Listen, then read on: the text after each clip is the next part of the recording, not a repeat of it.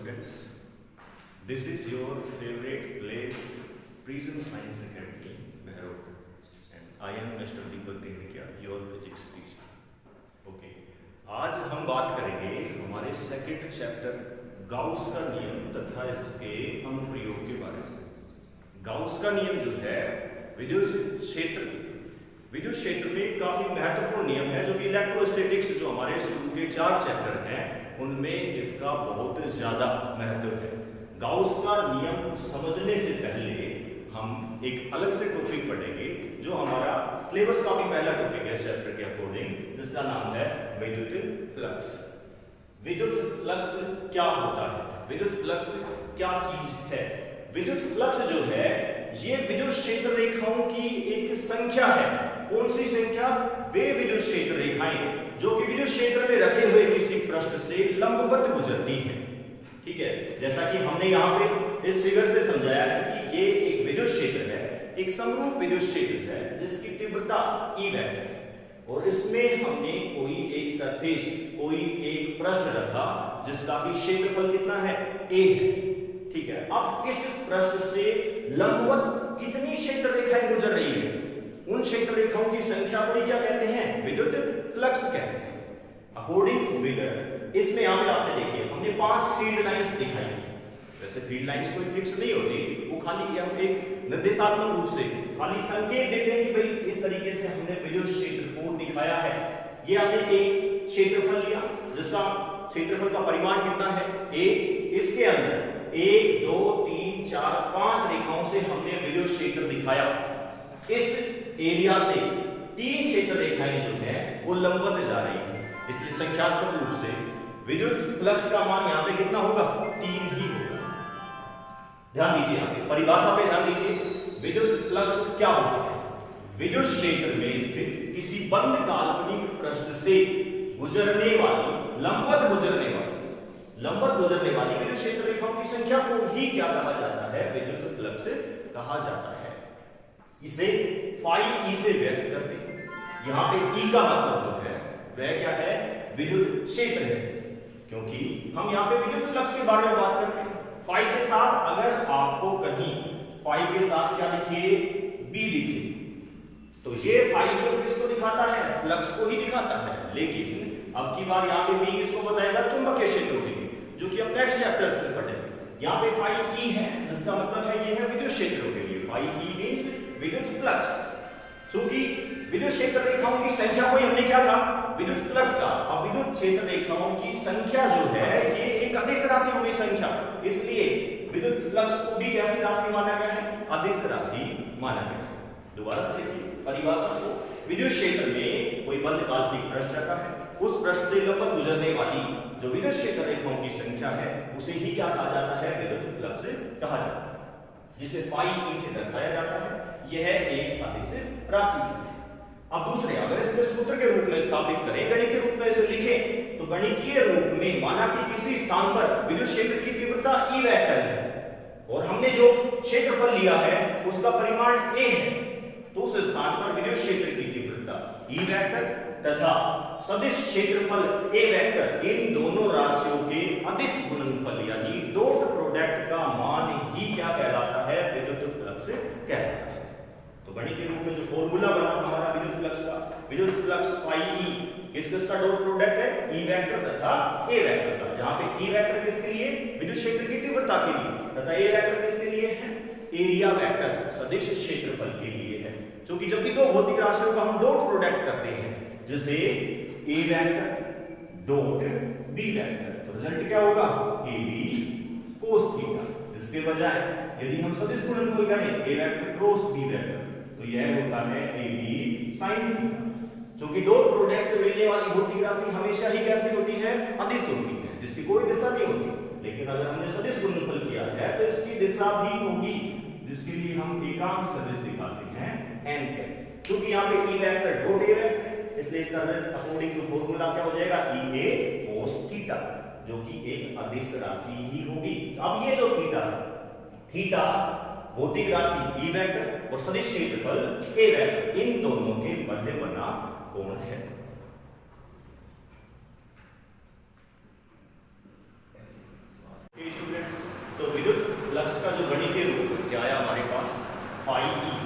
Is equal to E vector dot A vector, यानी ये किसका सदिश गुणनफल है, विद्युत क्षेत्र और सदिश क्षेत्रफल का। अब इस सदिश क्षेत्रफल क्या चीज है, दिमाग में आएगा सर बेवकूफ बना लो, 11th में तो आपने ये कहा कि क्षेत्रफल तो एक अदिश राशि है और आप कह रहे हो सदिश क्षेत्रफल, ऐसा तो नहीं चलेगा। तो इसके बारे में हम दोबारा से बात करेंगे कि सदिश क्षेत्रफल क्या चीज है।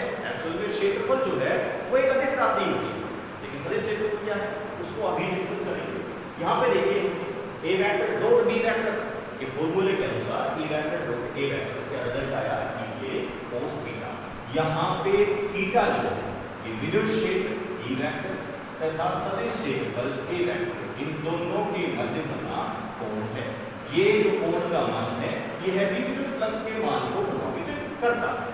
तो हम ये देखते हैं कि विद्युत फ्लक्स के मान को कौन कौन सी जो राशियां हैं वो प्रभावित करती हैं, यानी किन किन भौतिक राशियों पे विद्युत फ्लक्स निर्भर करता है। तो विद्युत फ्लक्स की निर्भरता, विद्युत फ्लक्स फॉर्मूले से हमें दिखाई दे रहा है कि विद्युत फ्लक्स एक तो किस पर निर्भर कर रहा है, विद्युत क्षेत्र की तीव्रता, जिसको कि हम E से दिखाते हैं, तो विद्युत क्षेत्र की तीव्रता पर निर्भर करता है। According to formula phi E is directly proportional to E, यानी विद्युत क्षेत्र बढ़ेगा, विद्युत क्षेत्र बढ़ेगा तो बढ़े हुए विद्युत क्षेत्र की तीव्रता को हम ज्यादा क्षेत्र रेखाओं से दर्शाएंगे, और अगर ज्यादा क्षेत्र रेखाएं होंगी तो उस पृष्ठ से गुजरने वाली रेखाओं की संख्या भी ज्यादा होगी, इसका मतलब विद्युत फ्लक्स भी ज्यादा ही होगा।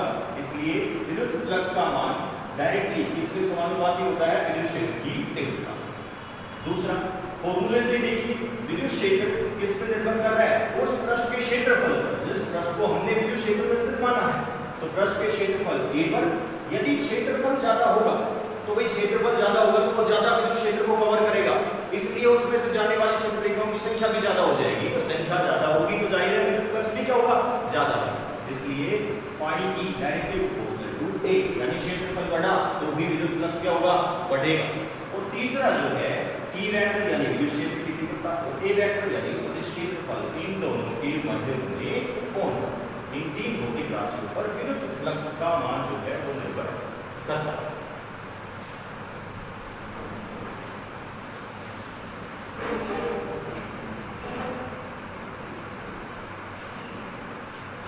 ओके स्टूडेंट्स, हम बात करते हैं सदिश क्षेत्रफल के बारे में। सदिश क्षेत्रफल क्या होता है, जिससे कि हमने किससे दिखाया है, A वेक्टर से।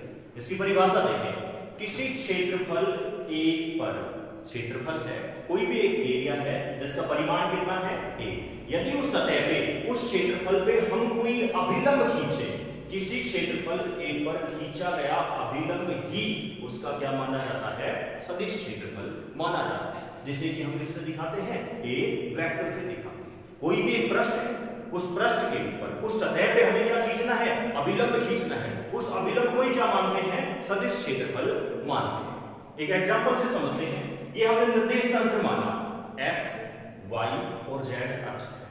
अब हमने x z तल में ये एक वृत्ताकार क्षेत्रफल लिया जिसकी त्रिज्या कितनी है, r है।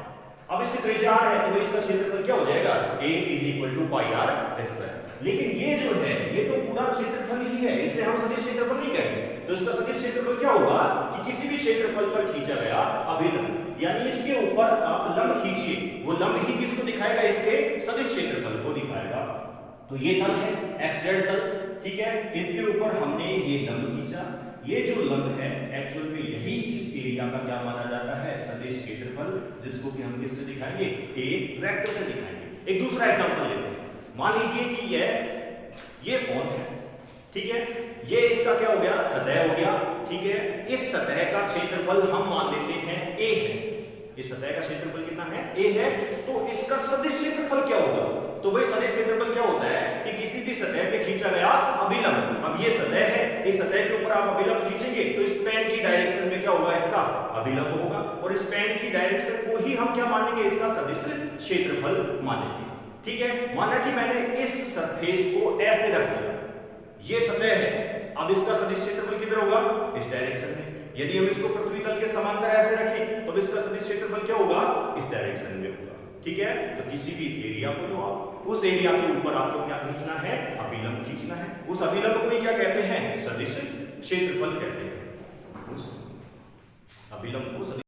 ओके, तो अब अपन देखते हैं कि भाई विद्युत फ्लक्स का जो मान है, अभी निर्भरता पढ़ रहे हैं, किस चीज पर निर्भर करता है? तो हमने तीन चीजों पर निर्भरता देखी।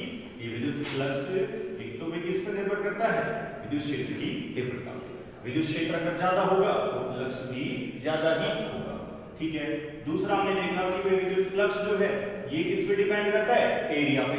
अगर एरिया ज्यादा हुआ तो उससे विद्युत फ्लक्स भी ज्यादा पास होगा, और एरिया अगर कम है तो उससे गुजरने वाला फ्लक्स भी क्या होगा? कम ही होगा। तीसरा हम ये देखते हैं कि जैसा हमने फॉर्मूले में देखा कि phi e is equal to EA cos theta, यानी ये इस एंगल पे किस तरह से डिपेंड करता है। तो इसके लिए हमने कुछ स्पेशल केस लिए हैं। पहला ये है कि यदि विद्युत क्षेत्र E वेक्टर और सदिश क्षेत्रफल A वेक्टर, इन दोनों के मध्य कोण जो है जिसको कि हम थीटा दिखाते हैं वो 0 डिग्री हो। 0 डिग्री मींस कि ये दोनों एक दूसरे के क्या है? समांतर हो गए। E वेक्टर और A वेक्टर एक दूसरे के पैरेलल समांतर हो गए। अब इस फिगर में देखिए, ये है विद्युत क्षेत्र, समरूप विद्युत क्षेत्र जिसकी तीव्रता को हमने किससे दिखाया? E वेक्टर से। ये एक एरिया ले लिया, इसका क्षेत्रफल जो है इस एरिया को हमने किससे दिखाया है? A से दिखाया। लेकिन ध्यान रखना, ये जो पृष्ठ है इसका क्षेत्रफल A है, इसका सदिश क्षेत्रफल जो है वो A नहीं होगा। सदिश क्षेत्रफल अभी थोड़ी देर पहले डिस्कस किया गया था। सदिश क्षेत्रफल क्या होता है? किसी भी क्षेत्रफल पे खींचा गया अभिलंब जो है उसको हम क्या मानते हैं? सदिश क्षेत्रफल मानते हैं। तो ये एक पृष्ठ है। अब इस पृष्ठ के ऊपर हम अभिलंब यानी लंब खींचेंगे। तो इस पृष्ठ पे हमने लंब खींचा, आप इधर खींचे, हम बाहर की तरफ मानते हैं। अक्सर जो है फ्लोर सरफेस उनमें हम बाहर की तरफ ही मानते हैं। तो इस पे हमने लंब खींचा और लंब का डायरेक्शन ये है अलग। इस डायरेक्शन को हम क्या कहेंगे? ए वेक्टर कहेंगे। अब आप फिगर में देखिए, इधर भी तो क्या है भाई? हमारा E वेक्टर है, और इस तरफ भी क्या है? A vector. ये दोनों एक दूसरे के क्या हो गए? पैरेलल हो गए। पैरेलल हो गए इट मींस यहां पे थीटा का वैल्यू कितना होगा? 0 डिग्री। अब फॉर्मूला बताइए। फॉर्मूला क्या होता है? phi e is equal to EA cos theta. इसको आप cos को कितना लिख सकते हैं? 0 डिग्री। तो cos 0 का वैल्यू क्या होता है? मैक्सिमम। cos 0 का वैल्यू कितना होता है? 1। इट मींस यहां पे phi जो है यानी विद्युत फ्लक्स जो है इसका वैल्यू कितना आएगा? EA, और cos 0 1 हो जाएगा। तो इस सिचुएशन में जो फ्लक्स जाएगा किसी भी बंद पृष्ठ से वो फ्लक्स क्या होगा? अधिकतम होगा, क्योंकि भाई cos के लिए अधिकतम मान भी कितना होता है? 1 ही होता है। तो फ्लक्स का मान भी अपना क्या होगा? अधिकतम ही होगा, ठीक है। दूसरी सिचुएशन ये है कि यदि थीटा 90 डिग्री हो, थीटा किस-किस के बिटवीन एंगल होता है? विद्युत क्षेत्र E वेक्टर तथा सदिश क्षेत्रफल A वेक्टर। तो थीटा 90 है, यानी जिस तरफ विद्युत क्षेत्र है, इलेक्ट्रिक फील्ड है, जो हमारा सदिश क्षेत्रफल है वो उसके क्या है? परपेंडिकुलर है। तो ये एरिया था, इसमें हमने क्या खींचा? अभिलंब खींचा। तो अभिलंब को अपन क्या कहते हैं? सदिश क्षेत्रफल कहते हैं, जिसको कि हमने किससे दिखाया? A वेक्टर से। अब यहाँ पे आप देखें, ये किसकी दिशा है? विद्युत क्षेत्र की, और ये किसकी दिशा है? सदिश क्षेत्रफल की। ये दोनों एक दूसरे के क्या है? लंबवत। यानी यहाँ पे थीटा का जो वैल्यू है वो कितना हो गया? 90 डिग्री। फॉर्मूला क्या होता है? phi is equal to EA cos theta, जबकि थीटा कितना हो गया? 90, और cos 90 का जो है कितना होता है? 0। देन phi E यानी विद्युत फ्लक्स, इसका वैल्यू भी कितना होगा? 0 होगा। ये इसका न्यूनतम मान है। यानी इस सिचुएशन में, एक ऐसी सिचुएशन जिसमें जिस डायरेक्शन में इलेक्ट्रिक फील्ड है उसी डायरेक्शन में यदि कोई पृष्ठ रखा है, यदि कोई सतह रखी है और उसका सदिश क्षेत्रफल उसके लंबवत है, तो ऐसी सिचुएशन में उससे कोई फील्ड लाइन पास नहीं होगी। फील्ड लाइन अगर पास नहीं होगी तो यहाँ पे हमारा जो फ्लक्स है वो क्या हो जाएगा? 0 हो जाएगा, ठीक है। अब हम बात करते हैं ये जो विद्युत फ्लक्स है जिसका कि आपने सूत्र लिखा, सबसे पहले हमने इसका फॉर्मूला पढ़ा परिभाषा के साथ।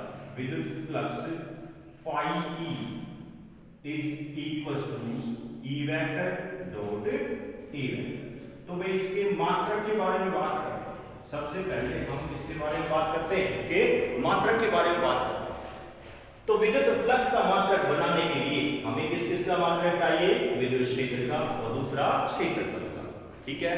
तो विद्युत क्षेत्र का जो मात्रक है, पिछले चैप्टर में हमने विद्युत क्षेत्र का मात्रक पढ़ा। विद्युत क्षेत्र का मात्रक क्या होता है? न्यूटन पर कूलम इनटू एरिया का जो मात्रक है वह क्या होता है? Metre square. तो भाई इसका जो अपना मात्रक आया वो क्या हो गया, आप इसको ऐसा भी लिख सकते हैं न्यूटन इनटू मीटर स्क्वायर प्रति कूलम। ये विद्युत फ्लक्स का मात्रक होता है। अब हमने पिछले चैप्टर में विद्युत क्षेत्र का एक दूसरा मात्रक भी पढ़ा था, तो उसकी वजह से यहाँ पे भी इसका भी दूसरा एक मात्रक आएगा। विद्युत क्षेत्र का एक अन्य मात्रक होता है वोल्ट पर मीटर, और एरिया का जो मात्रक है वह क्या होता है, मीटर स्क्वायर। तो भाई इसका मात्रक क्या हो गया, वोल्ट इनटू मीटर, एक मात्रक।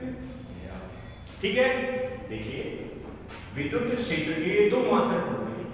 विद्युत क्षेत्र के जो मात्रक हैं वो हमने फर्स्ट चैप्टर में पढ़े। विद्युत क्षेत्र का एक मात्रक क्या होता है, न्यूटन पर कूलम, और दूसरा जो मात्रक होता है वो होता है वोल्ट पर मीटर। ये दोनों मात्रक एक दूसरे के इक्वल हैं।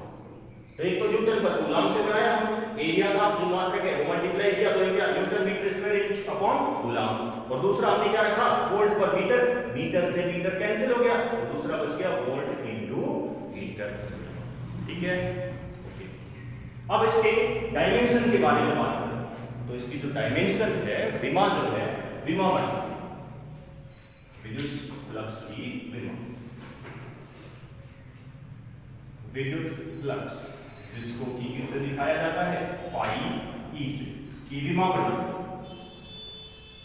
तो विद्युत फ्लक्स का जो फॉर्मूला हमें ध्यान होना चाहिए, इसका फॉर्मूला होता है E इनटू ए, ई डॉट या ए लिख सकते हैं, या अलग अलग जैसे परिस्थितियां हैं यहाँ पे E इनटू ए भी लिखा जा सकता है। तो इसके लिए आपको विमा चाहिए किसकी, विद्युत क्षेत्र की, और चूंकि फर्स्ट चैप्टर में हमने फॉर्मूला पढ़ा था, अगर आपको डायरेक्ट विद्युत क्षेत्र की डायमेंशन याद है विद्युत क्षेत्र की रखें, अन्यथा E इज इक्वल टू होता है F अपॉन Q नॉट।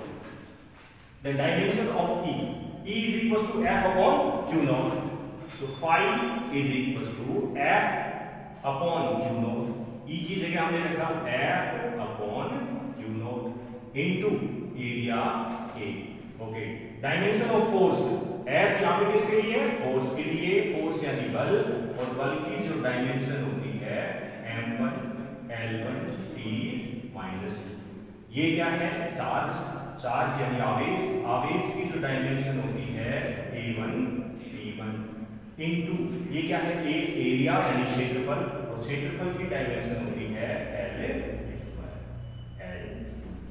इसको सोल्व करेंगे, इसको सोल्व करेंगे, M1 रहेगा, L1 यहाँ पे है, 2 यहाँ पे, 1 और 2, और L कितने हो गए, 3, T माइनस 2, और ये T1 ये अगर इसको हम ऊपर ले जाएंगे तो ये भी माइनस हो जाएगा, और T हो गया माइनस 3, और A जब ऊपर जाएगा तो A भी क्या हो जाएगा, माइनस 1।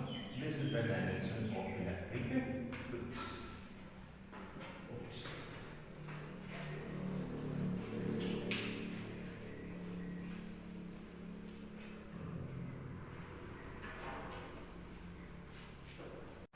तो भाई अब एक न्यूमेरिकल डिस्कस करते हैं विद्युत फ्लक्स पे, जो कि आपके बोर्ड एग्जाम में भी आते हैं, और आगे जो भी कंपटीशन एग्जाम है उनके लिए न्यूमेरिकल प्रॉब्लम्स जो है बहुत ज्यादा महत्व रखते हैं। न्यूमेरिकल है कि कोई समरूप विद्युत क्षेत्र है जिसका यहाँ पे हमें परिमाण दिया हुआ है, E is equal to 8000 newton पर कूलम। ठीक है, ये कोई विद्युत क्षेत्र है, ध्यान दीजिए, इस विद्युत क्षेत्र में कोई समतल पृष्ठ रखा है, और उस पृष्ठ का क्षेत्रफल कितना है, 10 मीटर स्क्वायर। समतल पृष्ठ 10 मीटर स्क्वायर क्षेत्रफल का विद्युत क्षेत्र के लंबवत रखा है, तो इस पृष्ठ से कितना फ्लक्स गुजरेगा, इसका वैल्यू हमें डिफाइन करना है। गिवन क्वांटिटीज देखिए हमें क्या क्या दिया हुआ है। According to numerical given quantity is E is equal to 8000 newton पर कूलम, यानी विद्युत क्षेत्र का मान भी दिया हुआ है 8000 न्यूटन प्रति कूलम। दूसरी चीज हमें उस सतह का क्षेत्रफल दे रखा है जिससे कि फ्लक्स गुजरता है, जिसका हमें वैल्यू याद करना है, A is equal to 10 metre square, 10 metre square. लेकिन ये दे रखा है कि विद्युत क्षेत्र के लंबवत स्थित है। कौन लंबवत है, ये जो पृष्ठ है ये विद्युत क्षेत्र के लंबवत है। मान लीजिए कि यह क्या है, विद्युत क्षेत्र है, जिसको कि हम E वेक्टर से दिखा रहे हैं, और इसका जो वैल्यू है ये 8000 न्यूटन पर कूलम। इस विद्युत क्षेत्र के लंबवत रखा है वो पृष्ठ जिसका एरिया है 10 मीटर स्क्वायर। ये वाला एरिया है 10 मीटर स्क्वायर का, ये इसके परपेंडिकुलर है। अब हमारे दिमाग में ये आएगा कि परपेंडिकुलर है तो क्यों ना हम theta is equal to 90 degree ले लें, जो कि गलत होगा। क्यों गलत होगा? बिकॉज थीटा किसके बिटवीन एंगल होता है? E vector and A vector, angle between E vector and A vector, यानी थीटा जो है ये ई वेक्टर और ए वेक्टर के मध्य का कोण है। हमें यहाँ पे ई का वैल्यू है हमारे पास, लेकिन ये ए वेक्टर नहीं है। ए वेक्टर क्या होता है? सदिश क्षेत्रफल, और सदिश क्षेत्रफल क्या होता है? किसी भी क्षेत्रफल पे खींचा गया अभिलंब। तो हम इस क्षेत्रफल पे पहले अभिलंब खींचेंगे, ये आ गया अभिलंब, जिसको हम किससे दिखाएंगे? ए वेक्टर से। अब इस तरफ ही तो सदिश क्षेत्रफल है और इसी तरफ क्या है? विद्युत क्षेत्र की तीव्रता, यानी इस सिचुएशन में थीटा कितना होगा? 0 डिग्री। तो हमें यहाँ पे थीटा का जो वैल्यू है वह लेना है 0 degree. Okay, the formula is phi e is equals to EA cos theta. इसमें वैल्यू रखिए, E का वैल्यू 8000 इनटू एरिया का value 10 into cos theta 0। cos 0 कितना होता है? 1, देन 8000 इनटू 10। इट मींस यहां पे 10 की जो पावर है वो कितने हो गए? 4। ये अपना विद्युत फ्लक्स हो गया। अब इसका यूनिट कभी ना भूलें, अगर यूनिट हम भूल जाते हैं तो उसमें मार्क्स हमारे कट जाएंगे। तो इसका यूनिट लगाएं। अभी हमने पढ़ा थोड़ी देर पहले, विद्युत फ्लक्स का जो यूनिट होता है न्यूटन मीटर स्क्वायर प्रति कूलम। ये इस पृष्ठ से गुजरने वाला फ्लक्स है। Okay, this is the end of this topic and end of this video. God bless you, thank you.